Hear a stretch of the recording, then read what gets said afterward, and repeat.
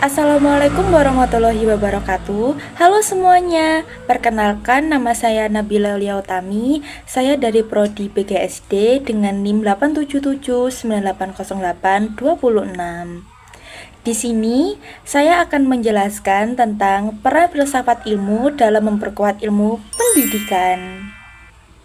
Selanjutnya, mari kita bahas soal yang pertama, peran filsafat ilmu dalam mengawasi dan memperkuat ilmu pendidikan. Filsafat ilmu berfungsi sebagai dasar yang menjiwai dinamika proses memperoleh pengetahuan ilmiah dalam pendidikan. Perannya adalah yang pertama, mengawasi, kontrol, atau kritik. Filsafat ilmu menguji asumsi, metode, dan validitas teori pendidikan agar tetap objektif, logis, dan tidak terjebak pada dogma. Ini mencegah ilmu pendidikan melenceng dari hakikat kemanusiaan. Yang kedua, memperkuat eksistensi, memastikan pendidikan tidak hanya sekedar transfer ilmu, melainkan upaya pemanusiaan manusia secara utuh, intelektual, moral, dan spiritual. Yang ketiga, memperkuat keilmiahan, memberikan arah dan pedoman dasar paradigma baru untuk pengembangan teori-teori pendidikan.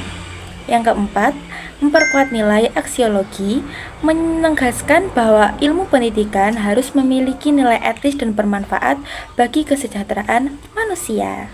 Selanjutnya, mari kita bahas soal nomor 2. Pendidikan bermakna dalam memperkuat filsafat ilmu pendidikan yang bernilai dan bermakna, yang tidak hanya fokus pada kognitif tetapi juga berfokus pada afektif dan psikomotor. Memperkuat filsafat ilmu melalui 3 tahap. Yang pertama, uji teori aplikasi. Pendidikan nyata menjadi laboratorium untuk menguji teori-teori filosofis apakah relevan atau butuh perubahan, misalnya perubahan paradigma.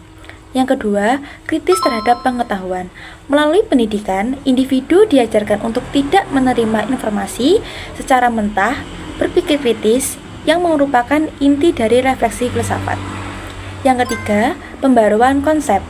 Dinamika pendidikan memaksa filsafat untuk terus memperbarui pandangannya sesuai kebutuhan zaman. Selanjutnya, mari kita bahas soal nomor 3, filsafat ilmu sebagai pisau analisis. Dalam pendidikan filsafat ilmu disebut sebagai pisau analisis karena menyediakan 3 pilar utama, diantaranya ada ontologi, epistemologi, dan aksiologi. Untuk membedah masalah pendidikan secara sistematis, radikal, dan universal. Yang pertama ada ontologi, apa?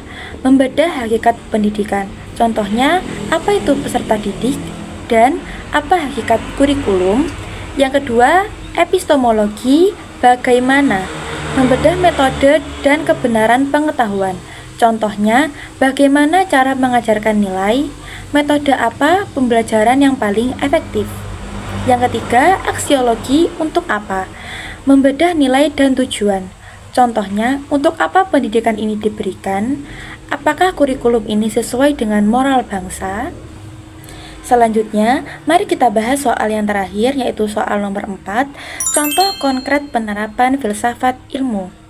Yang pertama ada kebijakan, aksiologi atau etika, perumusan kebijakan merdeka belajar yang menekankan pada pengembangan karakter dan potensi unik siswa, bukan sekedar dari nilai ujian.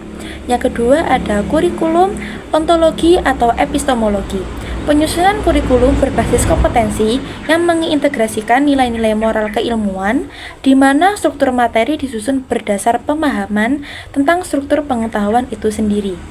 Yang ketiga, proses pembelajaran epistemologi. Guru menggunakan pendekatan konstruktivisme, siswa membangun pengetahuan itu sendiri, daripada sekedar ceramah atau penggunaan teknologi secara etis dalam pembelajaran jarak jauh.